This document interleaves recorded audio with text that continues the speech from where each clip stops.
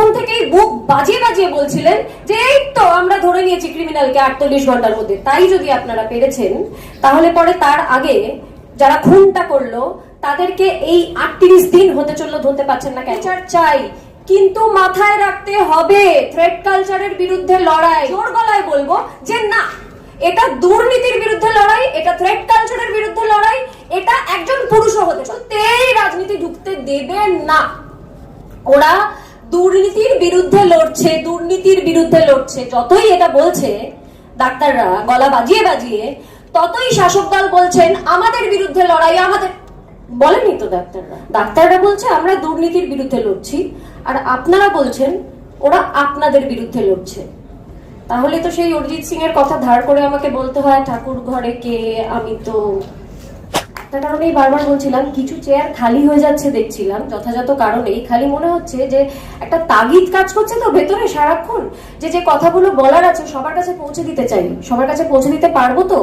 তো প্রথমেই আমার একটা ভীষণ গুরুত্বপূর্ণ কথা বলার, সেটা হচ্ছে যে এই যে ডাক্তারদের আন্দোলন বলে যে ন্যারেটিভটা চলছে প্রথম থেকে এখনো অবধি, ডাক্তারদের আন্দোলন, তাতে নাগরিকরা যোগদান করছে। আমার একটা গুরুত্বপূর্ণ প্রশ্ন আছে, ডাক্তাররা কি নাগরিক নয়? ডাক্তাররা তো নাগরিকই। তাহলে শুধু ডাক্তাররাও যদি পথে থাকতেন তাহলেও তো এটা নাগরিকদেরই আন্দোলন হতো। তাহলে এই যে ডাক্তাররা পথে, সাধারণ জনতা পথে, নাগরিক পথে, অভিনেতারা পথে, সিঙ্গাররা পথে, আমি বলছি ভোটার আইডি তো সবারই রয়েছে। পথে যে একজন ব্যক্তিও যদি নামে সেও তো নাগরিক। কাজে এইটা বিরোধী পক্ষ তৈরি করার চেষ্টা করছে যে ডাক্তারদের আন্দোলনে নাগরিকরা গিয়ে হাত মিলিয়েছে বা পা মিলিয়েছে বা স্বর মিলিয়েছে, যেটা একদম ভুল। তার কারণ হচ্ছে নাগরিক আমরা প্রত্যেকটা ইন্ডিভিজুয়াল। তাই এটা প্রথম দিন থেকেই নাগরিকদের আন্দোলন ছিল, এখনো নাগরিকদের আন্দোলন, ইতিহাসের পাতায় নাগরিকদের আন্দোলন হিসেবেই লেখা থাকবে। তো আমার কথা হচ্ছে, আমি তো সিনেমা জগতের লোক, আমার ভীষণ মাউথ পাবলিসিটিতে আমি ভীষণ বিশ্বাস করি। তাই বারবার চাইছিলাম যে যত মানুষকে আমি এটা পৌঁছে দিতে পারবো তাড়াতাড়ি করে কথা বলতে চাইছিলাম, যে আমরা একটু মুখে মুখে সবাইকে এটা বলি যে এই কথাটা পুরো অর্থহীন, কোনো মানে নেই। ডাক্তারদের আন্দোলনে নাগরিকরা যোগ করেছে, কি অদ্ভুত, সবাই নাগরিক। কাজে প্রথম দিন থেকে এটা নাগরিকদের আন্দোলন, এটা হলো প্রথম কথা। দ্বিতীয় কথা হচ্ছে, বিরোধী পক্ষরা আরেকটা ন্যারেটিভ খুব সুন্দর করে চালানোর চেষ্টা করছে, সেটা হচ্ছে এই আন্দোলনটাকে না একটা ফেমিনিজমের দিক দেওয়ার চেষ্টা করা হচ্ছে। সেটা হচ্ছে rape and murder, rape and murder, rape and murder নয়, murder and rape. To be specific, murder and necrophilic attack, to be specific. তাই আমাদের এই ধর্ষণটার দিকে নিশ্চিতভাবেই আমাদের নজর দিতে হবে, কিন্তু ধর্ষণ মানেই তো লালসার একটা যোগ থাকে, এইটা তো তাই নয়। এটা হচ্ছে প্রতিহিংসামূলক একটি খুন, তারপর সেটার উপর একটা নেক্রোফিলিক অ্যাটাক হয়েছে। একজন নেক্রোফিলিককে এটা একটা জাস্ট প্রাইজ হিসেবে দিয়ে দেওয়া হয়েছে, এবং প্রথমেই 48 ঘন্টার মধ্যে আমাদের পুলিশ সেই নেক্রোফিলিক পেশেন্টকে তুলে নিয়েছেন, ধরে নিয়েছেন, এবং তারা প্রথম থেকেই বুক বাজিয়ে বাজিয়ে বলছিলেন যে এই তো আমরা ধরে নিয়েছি ক্রিমিনালকে 48 ঘন্টার মধ্যে। তাই যদি আপনারা পেরেছেন, তাহলে পরে তার আগে যারা খুনটা করলো তাদেরকে এই 38 দিন হতে চললো ধরতে পারছেন না কেন? বুঝতে পারছি না। সেইটা সিবিআই এর হাতে দিয়ে দিতে হলো কেন? বুঝতে পারছি না। আরেকটা খুব ইম্পর্টেন্ট কথা, সেটা হচ্ছে আমরা আমাদের বোন, আমাদের মেয়ের ন্যায় বিচার চাই, কিন্তু মাথায় রাখতে হবে থ্রেট কালচারের বিরুদ্ধে লড়াই। তিলোত্তমা আজ একজন পুরুষও হতে পারতো, নট নেসেসারি। এই যে রেপটাকে এগিয়ে দেওয়া হচ্ছে কেন বলুন তো সামনে? এই থ্রেট কালচারটাকে ঢাকা দেওয়ার জন্য। রেপটাই যেন না, তিলোত্তমা যে প্রতিবাদটা করতে চেয়েছিল সেটা যদি একজন পুরুষ ছাত্র ডাক্তার করতে চাইতো, তাকেও খুন হতে হতো। এটা আমাদের মাথায় রাখতে হবে, তাকেও খুন হতে হতো এবং হতোই খুন হতে। তারপরে নেক্রোফিলিক অ্যাটাকটা হয়তো হতো না, বা সন্দীপ ঘোষের মানুষ যদি থাকতেন, তার ইতিহাস আমরা যা শুনেছি, তিনি যে কারণে খেটেছেন, তাহলে পরে এখনো নেক্রোফিলিক অ্যাটাক হতে পারতো। কাজে এটা আমাদের মাথায় রাখতে হবে যে থ্রেট কালচারের বিরুদ্ধে বেসিক্যালি লড়াইটা হচ্ছে সেখানটাতে রেপটাকে এগিয়ে দিয়ে এটাকে একটা ফেমিনিজমের দিক দিয়ে দেওয়াটাকে আমরা সাপোর্ট করব না। আমরা জোর গলায় বলবো যে না, এটা দুর্নীতির বিরুদ্ধে লড়াই, এটা থ্রেট কালচারের বিরুদ্ধে লড়াই, এটা একজন পুরুষও হতে পারত, ঘটনাচক্রে একজন নারী। এটা আমাদের না বলতে হবে, মুখে মুখে বলতে হবে, বারবার জোরে জোরে বলতে হবে। এবারে আমি একটা কথা বলি, ডাক্তাররা WBJDF বারবার বলছে যে এটা অরাজনৈতিক, ওদের আন্দোলনটা অরাজনৈতিক, ওরা কিছুতেই রাজনীতি ঢুকতে দেবে না, ওরা দুর্নীতির বিরুদ্ধে লড়ছে, দুর্নীতির বিরুদ্ধে লড়ছে। যতই এটা বলছে ডাক্তাররা গলা বাজিয়ে বাজিয়ে, ততই শাসক দল বলছেন আমাদের বিরুদ্ধে লড়াই, আমাদের। বলেনি তো ডাক্তাররা, ডাক্তাররা বলছে আমরা দুর্নীতির বিরুদ্ধে লড়ছি, আর আপনারা বলছেন ওরা আপনাদের বিরুদ্ধে লড়ছে। তাহলে তো সেই অরিজিৎ সিং এর কথা ধার করে আমাকে বলতে হয় ঠাকুর ঘরে কে, আমি তো মানে কি বলবো, কেউ বলেনি, কিন্তু ওরা বলেছে বারবার। আর আপনারা যে বলছেন যে সরকার বিরোধী, কি করে বলছেন বলুন তো? এখানে ডক্টর দেবাশিস, মানে দেবা বলে এখন আমরা সবাই যার সাথে পরিচিত, তার ন্যারেটিভটাই আমি বিশ্বাস করব, কারণ ওরা বাইরে দাঁড়িয়েছিল, ওরা প্রত্যেকটা ক্যামেরার সামনে দাঁড়িয়েছিল। কাজে আরেকটা ন্যারেটিভ দিকে দিকে দেওয়া হচ্ছে, বিভিন্ন দলপ্রতিনিধি এই ন্যারেটিভটা দিচ্ছেন যে ওদেরকে নানান রকম কিছু অফার করা হয়েছিল মিটিং এর দিন, কিন্তু ওরা সবেতেই না বলেছে, মোটেই না, ওরা সবেতেই হ্যাঁ বলেছে। ওরা যখন প্রথমে লাইভ টেলিকাস্ট চেয়েছিল, না বলেছিলেন ওরা মেনে নিয়েছে, ঠিক আছে। তারপরে ভিডিও রেকর্ডিং চেয়েছিল, ভিডিও রেকর্ডিংটা মেনে নেয়নি। কেন না, ওদেরকে বলা হয়েছিল যতদিন সুপ্রিম কোর্টে কেস চলবে ততদিন নাকি ভিডিওটা দেয়া যাবে না। তো অতদিন কি 20 বছর পর ভিডিওটা পেয়ে কি লাভ হবে? আমাদের তো লাগবেই না আর তখন ভিডিও। তারপরে যখন বলা হলো যে মিনিটস লেখা হবে, তখনও তারা রাজি ছিল। মিনিটস লেখা হবে, বেশ, আমরা তাতেই আন্দোলন, আমরা যাব মিটিং করতে। ঠিক সেই সময় এই সিদ্ধান্তটা নিতে ওরা ঠিক 10 মিনিট সময় নিয়েছিল। 35 দিন রাস্তায় বসে থাকার পর, রোদ্দুর মাথায় নিয়ে, বৃষ্টি মাথায় নিয়ে 35 দিন রাস্তায় বসে থাকার পর ওরা 10 মিনিট সময় নিয়েছিল এই সিদ্ধান্তটা নিতে যে আচ্ছা ঠিক আছে, মিনিটস লেখা হবে, আমরা বসবো। সেই সময় ওদেরকে বেরিয়ে এসে বলা হয় যে শোনো 3 ঘন্টা আমরা অপেক্ষা করে ফেলেছি, তোমাদের সাথে আর মিটিং হবে না, তোমরা যাও। তার মানে এটা হচ্ছে আসল ন্যারেটিভ। ডাক্তাররা সবেতেই হ্যাঁ বলেছিল, শুধু একটা জিনিসেই না বলেছিল, সেটা হচ্ছে চা। চা ওদের দরকার ছিল না, শুধু ওইটাতেই না বলেছিল। সেটাতে হয়তো মানুষের অভিমান হয়ে থাকতে পারে যে আমরা আদর করে চা খাওয়াতে চেয়েছিলাম, কেন খেলো না, ইত্যাদি প্রভৃতি, এরকম হতেই পারে আর কি। সেটা ঠিক আছে, আমরা ক্ষমা করে দেবো এই বিষয়টা।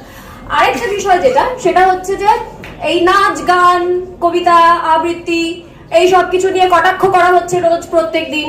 আন্দোলনে এত নাচ কিসের, গান কিসের, এত। আপনারা একটু শিক্ষিত হন না, হাত জোর করে বলছি। সারা পৃথিবীতে যত আন্দোলন হয়েছে সেই আন্দোলন নিয়ে যদি একটু আপনারা পড়াশোনা করেন, আবার যেই আমি আপনারা করে কথা বলবো বিভিন্ন লোকের গায়ে লেগে যাবে, এই আমাদের বিরুদ্ধে বললো, এটা বললেই বলবো রান্নাঘরে কে। আমি কিন্তু আপনারা বলেছি, যারা যারা গায়ে মাখবেন তার মানে তারা দোষী।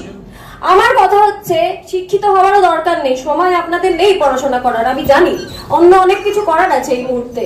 তো আপনারা গুগল সার্চ করে একটু দেখুন সারা পৃথিবীর আন্দোলনের ইতিহাসে নাচ গান পথনাটিকা পেইন্টিং এগুলো কি রোল প্লে করে থাকে, সেটা আপনারা একটু দেখুন। এগুলোর আলাদা আলাদা নাম আছে, সেই নামগুলো আপনারা মুখস্থ করতে পারবেন না, কিন্তু একবার পড়ে তো নিতে পারেন, তাহলে আর কটাক্ষ করতে হয় না। আরেকটা আমার সরাসরি অভিজ্ঞতার কথা বলি। একদিন আমি স্লোগান দিচ্ছি স্বাস্থ্য ভবনের বাইরে, আমি কথায় বলেছি যে এই যে ডাক্তার ছাত্রছাত্রীরা এরা কিন্তু গভর্নমেন্টের কাছ থেকে মাইনে পায় না, বুঝেছেন, এরকম বলছি। পেছন থেকে আমাকে একজন ডাক্তার ছাত্র এরকম করে টোকা মারলো, মেরে বললো দিদি দিদি দিদি আমরা কিন্তু স্টাইপেন্ড পাই, স্টাইপেন্ড, এটা বলে দাও। এতটা সৎ এরা, মানে এতটাই সৎ এরা, এইটা আমাকে বললো বলে দাও। এবারে আপনারা যে এদের খাওয়া দাওয়া নিয়ে সমানে কটাক্ষ করে যাচ্ছেন, এই আজকে বিরিয়ানি খেলো, এই আজকে অমুক খেলো, তমুক খেলো, অমুক করলো। পশ্চিমবঙ্গের বিভিন্ন প্রান্ত থেকে মানুষ খাবার দাবার বানিয়ে নিয়ে আসছে, আপনারা জেনে রাখুন। হ্যাঁ, পশ্চিমবঙ্গে একটা ছোট্ট পশ্চিমবঙ্গ তৈরি হয়েছিল স্বাস্থ্য ভবনের বাইরে, বিভিন্ন প্রান্ত থেকে মানুষ খাবার দাবার এনেছে, ওরা খেয়েছে, ছোট্ট পশ্চিমবঙ্গ তৈরি হয়েছিল। যদি আপনারা বলেন সল্ট লেকের কিছু উঁচু উঁচু বিল্ডিং থেকে লোকজন নেমে এসছে, যে ন্যারেটিভটা আমি ভুল, মিথ্যে কথা। সারা পশ্চিমবঙ্গ থেকে লোকজন এসেছিল, আমি নিজের চোখে এটা দেখেছি। এবার আমার কথা হচ্ছে, আপনারা খাওয়া দাওয়া নিয়ে কটাক্ষ কেন করছেন? ডাক্তাররা একবারও বলেছে আমরা অনশন করছি? বলেনি তো। ওরা বলেছে আমরা আন্দোলন করছি। আপনারা কি ডাক্তারদের অনশনের দিকে ঠেলে দিতে চাইছেন? মুশকিলে পড়ে যাবেন কিন্তু। এরা এত সৎ না, এরা যদি অনশনটা করে তো অনশনটাই করবে, স্যান্ডউইচ খেয়ে, মালাই চা খেয়ে। ডাক্তারদের অনশন কিন্তু হবে না। আবারও বলছি, দয়া করে কেউ গায়ে মাখবেন না, তাহলেই কিন্তু বলবো রান্নাঘরে কে। আমি জাস্ট বললাম আর কি। তো মুশকিলে পড়ে যাবেন আমরা। খাওয়া নিয়ে খোঁটা দেবেন না এদেরকে, হ্যাঁ। আর ওইসব 38 ঘন্টা 48 ঘন্টা ওরা অভ্যস্ত করে, ওদের স্ট্রেংথই আলাদা। তো নাগরিক ওরা আমি ও সে কেউ আলাদা না। এরা শুধু একটা দিক থেকেই আম জনতা আমাদের থেকে আলাদা, সেটা হচ্ছে ওদের মেধা। মেধাটা ভয়ঙ্কর। ওই মেধা আমরা আম জনতা ওদের ধার পাশে ছুঁতে পারবো না ওদেরকে। এই একটা জায়গাতেই আলাদা। তাহলে আপনারা ভয় পান এই আন্দোলন আর তার সাথে ডাক্তারদের এই মেধা। এই মেধাটা যখন যোগ হয়েছে তখন এই আন্দোলনটা কোথায় যেতে পারে ভাবতে পারছেন? কাজে এটাকে এত সহজে নেবেন না আর কি। এইটা আমি বলে দিলাম। আর একটা জরুরি কথা শেষ করে দেবো, খুব বেশিক্ষণ বলবো না। কি একটা পয়েন্ট আমি মিস করছি, সেটা হচ্ছে এই যে থ্রেড কালচারটা। হ্যাঁ, টিকিট আর চেয়ার। শুনেছিলাম ডাক্তাররা চেয়ার চাই বলে আন্দোলন করছে, আর আমরা যারা অভিনেতা আমরা টিকিট চাই বলে আন্দোলন করছি। তো এটা নিয়ে না একটা হিস্টেরিয়া মতো হয়ে গেছে। মানে যারা বলছে তারা chair ticket, ticket chair, ticket chair, OCD হয়ে গেছে, অবসেসিভ কম্পালসিভ ডিসঅর্ডার হয়ে গেছে টিকিট এবং চেয়ারের। তাদেরকে আমি আমার একটা উপদেশ, সেটা হচ্ছে আপনারা একটু গুগল করে দেখুন, অভয়া ক্লিনিক। সেখানে 4টে নাম্বার দেওয়া আছে, যে কোনো নাম্বারে ফোন করুন, সাইকিয়াট্রিস্ট বা সাইকোলজিস্টের কাছে যান। আপনাদের এই টিকিট আর চেয়ার নামক যে ভূত মাথায় চেপেছে ওটা টেনে নামিয়ে দেবে WBJDF, এবং সেটা ফ্রিতে করবে। ওষুধও আপনাদের ফ্রিতে দেবে। তো আপনারা দয়া করে এই ট্রিটমেন্টটা করিয়ে নিন, তাতে ভালো হবে আপনাদের।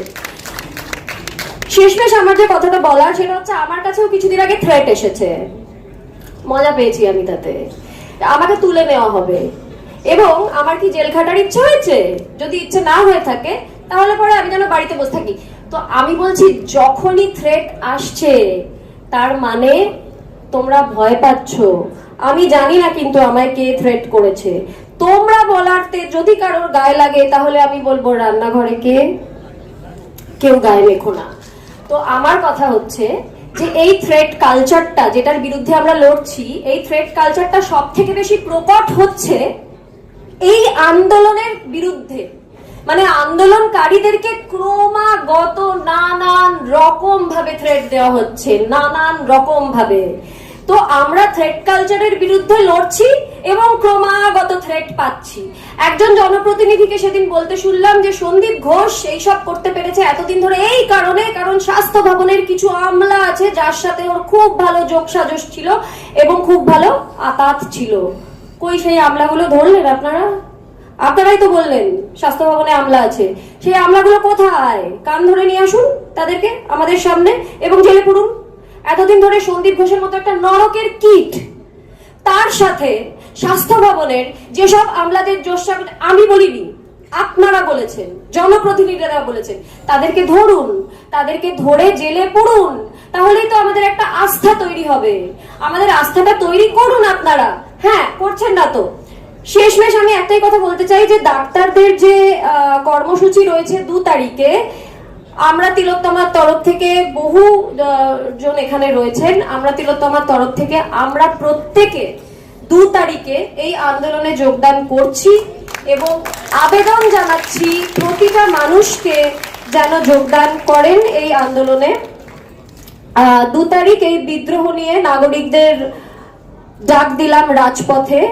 মহালয়া হোক মিছিলের, মহাসভার, এবং শেষে শুধু একটা স্লোগান দিয়েই আমি শেষ করব। সেটা হচ্ছে যে একদিন আমরা এই স্লোগানটা সারাক্ষণই বলছিলাম যে বিচার যত পিছবে লড়াই তত এগোবে। এবারে বাধা আসতে শুরু করেছে, তাই দুটো লাস্ট আমি স্লোগান বলবো। একটা হচ্ছে বাধা যত বাড়বে তোমরা তত হারবে, বাধা যত বাড়বে তোমরা তত হারবে। হারবে। আরেকটা হচ্ছে ভদ্র, সভ্য, শিক্ষিত, মার্জিত একটা আন্দোলনের নজির তৈরি করেছে WBJDF, ইতিহাসের পাতায় লেখা থাকবে। আন্দোলন করতে চাও তোমরা? ওই যে আন্দোলনটা হয়েছিল তিলোত্তমার, ওই যাকে তোমরা মডেল হিসেবে দেখো। তার মানে এটা ডাক্তারদের দুর্বলতা ভাববেন না, প্রয়োজনে কিন্তু অন্যরকম হতে পারে। তাই আমি শেষ কথা এইটাই বলবো যে লড়াই যত উগ্র হবে, লড়াই যত তীব্র হবে, বাধা যত তীব্র হবে, লড়াই তত উগ্র হবে। প্রয়োজনে আমাদের লড়াই উগ্র হতে পারে, এবং বাধা যত প্রকট হবে, লড়াই তত বিকট হবে। বাধা যত প্রকট হবে, লড়াই তত বিকট হবে। এটা মাথায় রাখতে হবে যে প্রয়োজনে বিকট আকার ধারণ করতে পারে এই আন্দোলন। ধন্যবাদ।